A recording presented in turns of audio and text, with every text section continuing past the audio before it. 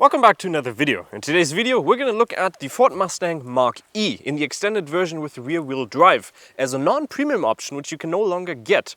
Because since they updated their prices, and actually for the better good, because they lowered the prices. So previously this would have cost you around 66,000 with all the extras. Well, there's only two extras. For instance, the color, you can't get that anymore. The iced blue silver color, and now it's only going to set you back 60,000, and you also get the premium version of the Ford Mustang Mach-E. In this video, we're going to look at, does it really deserve the Mach-E, or not the Mach-E, the Mustang logo on it, and in general, is it a good car or not? So let's get right into the video. Let's first of all take a look at the design in the front, where we can see the one option that we don't have on here is, well, first of all, we do have our LED lights, but they're non-adaptive lights. You would get that nowadays with the premium version, so for the 60,000, which would be coming standard with a premium car. We also down here get some active aero, which open to cool the battery and, yeah, basically cool that, which is very nice. So that opens up in the front. There's a little clip in here that you can see. We also have the Mustang logo on here. Doesn't really deserve that. We'll take a look at that once we're driving. But in general, the front is an interesting design. I like the upper part, but the lower part just doesn't really fit, and I don't know about this design up here, it just looks a little bit weird. I don't have the key, so I can't open the frunk, so please give me the freaking key. Yeah. Because you actually do have a fairly big frunk in here. You can open by pressing on here twice, and I gotta open the car first, and then you can press it twice. There you go. And it is a pretty interesting way it opens. It does that sound 3 times, and then you can flip it up. And in here, it basically is like a Boxster, because you have a fairly big frunk in here with 80 liters, which you don't see on many cars. For instance, the Kia EV6, if I remember correctly, had 15 liters. But in general, you can fit a lot of stuff in here. You can even put a small grocery shop in there, but the space in the back is also fairly big. Closing this also is fairly aggressive, because you have to flip the bonnet down. That was for second try, that was pretty good. But then it's nice and sealed once again with a little overlap on here. Let's move on over to the side, where we can see, again, we don't have the premium version, so you don't get 19-inch wheels, but you get 18-inch wheels, which look fairly small on the car, and 19-inch wheels would look a lot better. We also have fairly big brake discs in there, which are just normal brake discs. And let's actually do a brake test to see how quick they are from 100 to 0 or 60 to 0 miles per hour. So the claimed distance is around 36 meters or 36.6 meters for the stoppage from 100 to 0. Let's actually check it out how fast we can go. That was a battery. 2.73 seconds. We got faster than that. 2.58 was the fastest we've been able to get, and we got 35 meters, which is still a good value. So the best we've been able to get was 33 meters, and the brakes on these are actually fairly decent. You do also have normal brakes on the back, you have disc brakes on the back, which is nice because some electric cars are not going to have that. Usually they have drum brakes on the back. But these brakes are fairly decent, so the best we've been able to get was 33, which is actually lower than the RS5 that we tested out. Only got, I think 34 was the lowest we got on there, with 2.58 seconds from 100 to 0. We did switch sides just so we can show you one thing on how to open this car, because you can see we don't really have normal door handles, but apart from that, you have this weird kind of lip, but you can press this button and then it's going to flop out a little bit, and then you can use it to pull it towards you and you can easily step in. The other way that you can obviously open it as well, not obviously, but you can see there are a couple of keypads on here. So you have 10 different combinations or 10 different numbers that you can choose from and make your own password, so you can theoretically do that as well. And on the back, it also is a little bit gimmicky, because some people might not even see, okay, where do I put my hand? But then you press on it and it folds out a little bit as well, and then you can easily open it. It's gonna take a little bit for you to get used to. I don't know if that's the correct design. Maybe you just put something in the door, like a Tesla, for instance, where you just press on it and it flips out and you can pull on it. But in general, it's a pretty cool gimmicky, but I don't know if it really is necessary. So we went from around 24% up to 83 now, and it's still charging. And you can see since we have hit 80, we've been at around 40 kilowatts an hour mark. That's usually what you get. But we've loaded a total of 56 kilowatts, which is fairly decent in 37 minutes. And then if we go a loading curve, we can actually see the max we're able to get is around 160, which is more than it's claimed. And you can see well, I've read it lots of times from around 10 to 30%. It does the 150, and that's certainly what it did. Afterwards, it was able to stay at a consistent around 100 kilowatts an hour, which is fairly decent. And you can see at around 80%, it goes down to 40. But with the extended range battery, this is actually fairly decent for any electric car, because you can sit here, you can do your 30-minute break, and then you're able to take another journey for another like 400, 500 kilometers, depending on where you want to go. Let's talk a little bit about the range of this car. We can see we have 425 kilometers of range left. When we picked it up, we had a total of 610 kilometers. Since then, I've been driving a little bit sportier. Therefore, the range that it shows me is a little bit less than it's supposed to. But 610 kilometers for an electric car is a very good amount of range, and we can also see that the fuel consumption, or not the fuel consumption, the battery consumption here is fairly decent. As you can see, we've had this almost for 1,000 kilometers now, and it's used 16 kilowatts an hour. The claimed range or claimed consumption is 17.2, and this involves around 400 kilometers of driving on the highway with basically like how I always drive. So 16 kilowatts an hour on basically driving normally how I always would is a very good rate. Oh, look at that. There's the Mustang that I would really love to drive right now. And the Porsche behind also is a very nice car. But like I said, energy consumption is very good, and 610 kilometers of range on here is a really, really good range. We obviously have the extended battery version here with the 98 kilowatts an hour battery going up to 88 kilowatts an hour. And back over to the other side, again, we have tinted out rear windows and a little shark fin on the top. But let's move on a little bit further to the back, where we can see we do again have some touches just like in any other Mustang. Because look at the lights, we have our little left or right left, or geez, okay, it only works with the left, a little left light, so 1, 2, 3, just like in any other Mustang, which is a little parallel to our Ford Mustang, as well as the logo in the middle, with a little 360 degree, not 360 degree, but a rear view camera on there, with a tinted out rear window and a little bit spoiler on the top. You can also see down here we have a lot of plastic, and if you actually touch it, it really doesn't feel high quality. That is some very, very cheap material, and you can also see the gaps in there are fairly big, and you can just go against it, and it really is not great quality and a lot of space between it. If we open the front, however, we can see, well, we can do that. We can also use our foot to open it, which actually works very, okay, well, it works very well because I just stopped it. So if I do that, it's gonna close. So it does actually work very well, because most cars you do it and it really doesn't work. On here it works every single time, which is great. But in here we have a lot of storage space, 402 liters up to 1,420 liters, which is a lot. And you can also open the front and the bottom, where you can put your charging cables, which you could also theoretically put in the front. These are not very tidy right now. They should be going in this thing. But like I said, you can also flip them over and got lots of space with a decent height of a loading space, loading height. So you put it in there, it's gonna be good, and a fairly small lip. And if you also flip over the back seats, you don't have a lip in there, which is very nice. But one thing that's not so nice, you only have a towing capacity of 750 kilograms, and you also don't have a roofing capacity. So, well, it's not, Ford didn't claim any, so I don't know how much you can actually put on there. For instance, a Kia EV6 with the same, almost the same motor gets 1,600 kilograms, which is quite a lot, but this one doesn't have any. Well, 750 is not any, but it isn't really much. So 0 to 100 is claimed as 7 seconds. We have our race box set up here because the heated window obviously, well, somehow changes with or interferes with the GPS. We've also gone to the untamed, and we've also turned off traction control. Let's see if we can go lower than that 7 seconds. In my opinion, the kickoff really for an electric car doesn't feel that instant. But we did get 6.93, so below that 7 seconds, which is nice. And we're going to do it one more time just so we can see what our time is also when we go up the slope of 0.3%, so we can get an average between those two. But 6.93, the fastest we've so far been able to get was 6.86. So let's do one more time with also the sound generator on now.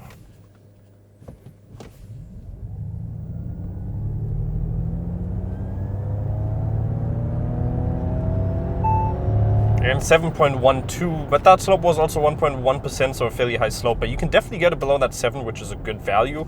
It really doesn't feel that insane when you kick it off straight away, what you might expect from an electric car, which is a little bit unfortunate. So that 0 to 50 really takes a long time, in my opinion. But you do have 294 horsepower below this hood, but it just doesn't seem like that straight away. And the front of the Mustang is also very simplistic and also very comforting with a lot of space. For instance, you can see center console. We have a ton of space down here, inductive loading on the top, which is very cool. And one little feature that you have, if you open up the map, you can see that we have a Ford Mustang logo in there, and we also have our inductive loading port in there. Up here we have a USB-C and a USB port, and then you can flip the mat in there again. And the USB or the mat actually works fairly well with the inductive loading. 2 cup holders in the middle. We have our parking mode in here, so it goes into the parking, and also our camera setting that we can use, which for some reason hasn't been working recently. If I turn on the car, maybe. Let's actually quickly check it out. There you go. You can see we have a camera. We'll go a little bit more into detail once we're driving with that 360-degree camera, which is fairly nice. We do also have a lot of beeping in the car, which is also not the nicest thing. Good center console with a good amount of space, and we don't actually have much space in here on the top, but down here we have a ton of space with a 12-volt charger in there as well, which is nice. If we take a look at generally the layout, we have this big center display, which reminds me a little bit of a Tesla, but one thing I don't like about it is that basically it doesn't have any adjustability, so you can have it a little bit more towards your view, because when you look at it, it just feels a little bit out of place because it's just straight and not in your perfect vision. Oh jeez. We do also have this rotary dial on here for your volume knob, which is not bad. I like that. We also have a glove box, which is not the biggest size for the car actually, so you can just fit your stuff in there. The seats in here also not electric. If you do get the new premium version, those are going to be electric. However, this is not electric, but they are fairly comfortable. One thing we also have is our steering wheel, which any car has, but this one, it doesn't feel the highest quality on the buttons on here, which I like, that you actually have physical buttons, but they feel very cheap, but in general, not a bad design. And we also have a small display for all your driving stuff where you can't really change the views on here. Bang & Olufsen sound system, like I said, generally the quality here is also fairly nice, with only plastic very far down on the bottom, which is good. And that is basically just for the front. You could theoretically also get the panoramic window, but that is it. Let's also take a little bit of a closer look into the infotainment display. As you can see, we do have Apple CarPlay and Android Auto wirelessly. You can also press up here and then you can go Bluetooth, Apple CarPlay and Android Auto, which is the thing I use most. And there you have all your Google Maps and stuff like that, so you can just use that if you want to. There's the Google Maps, so that's usually what I use because it's just way simpler. But if we're talking about the maps, that was the wrong button, let's quickly go into the maps, because we can go into the navigation and we'll check that out. It is almost the same, well, it looks the same as the one that we had in Nissan Juke, but it's a little bit different and fairly decent. You can also see we do have the traffic assistance in here, so you can see we do have the traffic warning, stuff like that. It works okay. The speech control also works fairly decent. We also have some other features in here, for instance sketch, where you can go on there and you can actually use some sketching in there, so you can draw a penis. That's a very pointy penis. You can also press on the Ford up there, and then you can have all your different settings, where you can, for instance, open the trunk by just pressing on that, which is easy to use. So if you're in the car, you can just press on that and you can close it again. You can also do that for the front. So if I press on it again, it's going to close. And we can also have some other stuff. For instance, we have our driver assist, which you can look at. We're going to look at that once we're driving. Our camera, like I said. And in general, it's a fairly decent system. I really like it, and it's easy to use. And Apple CarPlay is just going to be the general gist of it. You can also obviously change the temperature in here, which also is fairly responsive. And I like the dial in here with the sound system not sounding that bad, actually. You can see in the back, we do actually have a very good amount of space in here. Our knee room is plenty of enough. And this is adjusted to my height, so 1.80 m in the front. In general, you have a lot of space. One thing that you might have a little bit of a problem with, because of electric cars and the battery sitting in the floor, you're not going to have the most comfortable inner thigh support, but that you can stretch them out so you get a decent amount of support. So plenty of space in the back as well. Headroom is fairly decent. Above 1.9 m, you might get a little bit of uncomforting in here, but if you also have the panoramic window in here, you're going to be able to get a little bit more head space in there. You can also see we don't have a climate, well, we do have a climate control, but we don't have separate temperatures for the back and the front, but we do have 2 fans in here and a USB-C and a USB port in there. We also have a little bit of storage space in the front pockets, but not too much. And the seats in here are also very comfortable. You got these leather seats. I would personally not recommend leather seats because of the summer and sweating capabilities in there. But in general, they're very comfortable. With ISOFIX points in here, which are also fairly easy to reach and are hidden. Not as easy as some other ones with the flaps.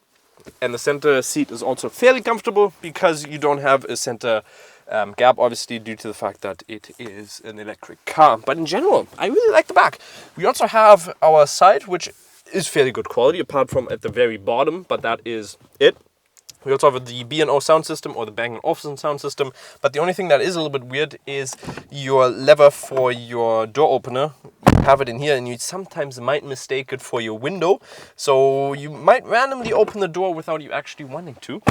One thing that we also have is a center console with 2 cup holders, but you can't actually flip over the center seat because we have a 2-in-1 configuration. So let's start off the normal drive with the 360-degree camera. If you go into the reverse mode, you can see we do have a fairly high quality reversing camera and a 360-degree cameras, which you can't really, well, you can't move around like in some other cars that have a 360-degree camera, but you can, for instance, also go in there. So you have your sensors, which are also like this nice wave things instead of just dots. And then you also have your super view, which is very nice, for instance, for me right now, so I can back out of here. And I can see in the camera nobody's coming, but let's always double check it, and nobody is coming. We also have a lot of assistance features in here, which come standard, which is very nice. You can also do autonomous driving in here. For instance, we have blind spot mirroring, we have adaptive cruise control, we have obviously our sensors here for our how awake I am. We also have, if you press the button on the side, adaptive cruise control, like I said, and we also have lane centralization assistance, which is very nice. So you can combine all of those on the highway, for instance, and drive a fairly smooth, or have a fairly smooth ride and an easy ride. I did that, for instance, driving from Cologne to Kassel. That's around a 250 kilometers ride, and it was fairly smooth. You also get a fairly comfortable seating position and seats in here, which really make it quite comfortable. However, if you have the older version, you don't get the full electric seats. If you get the premium variant, you are going to get the full electric seats. You can also feel a little bit that lane assist is kicking in here, which obviously you can always turn that off by pressing on it once and then twice, and you have it off. Surrounding view of the car is also not the greatest, but it's also not bad. Because you do have that 360-degree cameras, it's going to be fairly easy to use in the city. However, the car is fairly long with 4 meters and 21 centimeters. It's not going to be the most comfortable driving it in the city. However, you also have a fairly decent surrounding view. With front, you have a big window. Side is also fairly nice. You have fairly small side mirrors, and you also have a very limited range coming to looking out the rear sides, because that C and D pillar is fairly big. However, you do have a fairly big rear window, which allows you to see everything behind you. And one thing I did forget to mention is that the turning radius of the car is also not the greatest. You're looking at around 11.6 meters, which is fairly big, but for instance the Kia EV6 had the same radius, so it's okay for the size of the car. When we're driving the car, you can definitely feel the suspension is, well, it's supposed to be a Mustang, so it's supposed to be a little bit more sporty, but the car is really a perfect family car. That's what I think the car is meant for. When you're driving a longer distance, the suspension is fine. If you're driving over good roads here like this, it really is pretty comfortable. But when you're driving in the city with a lot of, well, speed bumps, or in general just uneven roads, the suspension is not the smoothest, and you can definitely feel that it's supposed to be a little bit more sporty. We do also have a coilover suspension in here, so that is usually meant for a little bit more sportiness, and if you want to lower your car. But in here, it just, if they would have used a different suspension, it would have been a perfect family SUV car, because you have a lot of room in this car as well. So it's a perfect family car. When we're talking about comfort, you also want to talk about the interior sound. The interior sound in here is actually fairly decent. You don't have much wind noise when going a little bit faster. Tire noise is also not that bad. So the isolation is fairly decent. You could theoretically also go into the different modes that you have in the vehicle, which are going to allow you to get a little bit more of a comforting ride. For instance, we have the whisper mode, which is more of the, well, just the smoothest that you can get and just to whisper along. You can also go into the active mode, which is just the one that you use for everyday driving, so just so you have a fairly decent power response and also a fairly smooth ride. You can also go into the L mode, which we have right down here, which is basically the low mode, which stands for just to have a little bit more of a comforting ride and just use a little bit less power.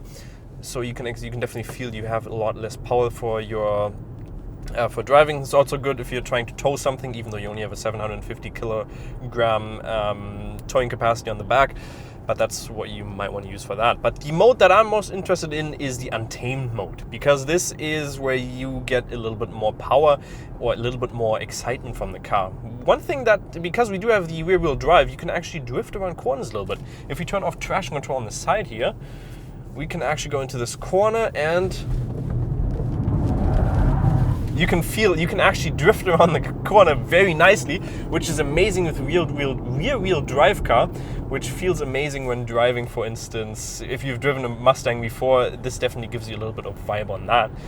And it just allows you to really easily kick out the back if you turn off traction control. Even if you don't have it turned off, which we have now, which we'll do in a second here, it just allows you to go drifting around those corners at a pretty cool rate.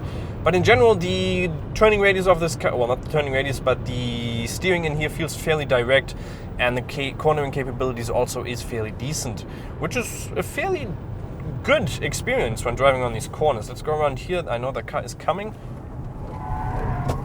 but you can feel you do have a lot of, well, you can oversteer this car fairly quickly, which is fun to drive. Obviously, you can't get the, well, 294 horsepower.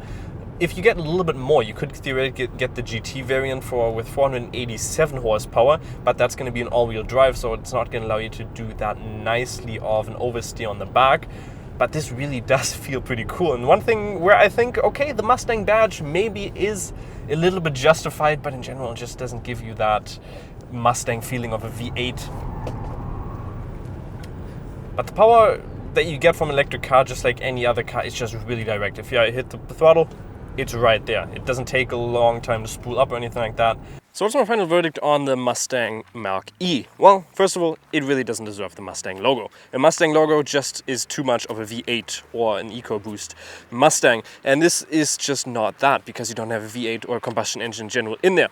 But in general, if it wouldn't have the Mustang logo, this car would be perfect. You have a good amount of range, a very practical car, lots of room, and a really, really good battery with a lot of range, like I said. And it does give a little bit fun, like drifting around corners if you get the rear-wheel drive version. And in general, it's a fairly decent equipped car. So would I recommend it? I would certainly recommend it if you're looking for a full electric car that is practical for a family car. Hopefully you guys did enjoy this video. Make sure to like and subscribe, and we'll see you next time. Bye-bye.